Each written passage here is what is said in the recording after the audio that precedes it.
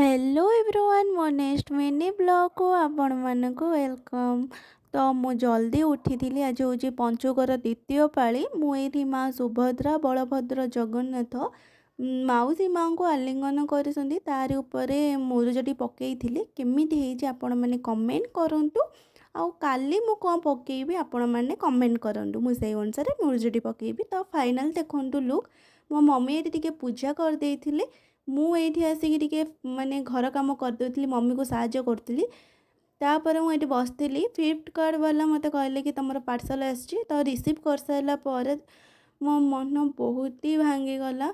मु जो पार्सलटी मगैली से माने मु बड़ साइज मगैली से मत छोट साइज देते मत बहुत ही बाधिला। तापर मुझे भावुली कौन करी बोली। तो फाइनाल टाक मु रिफंड माने रिटर्न करदेली। आउ कौन करि परिबी। तो यही भाव मो दिन टी कटी। रहुची टाटा।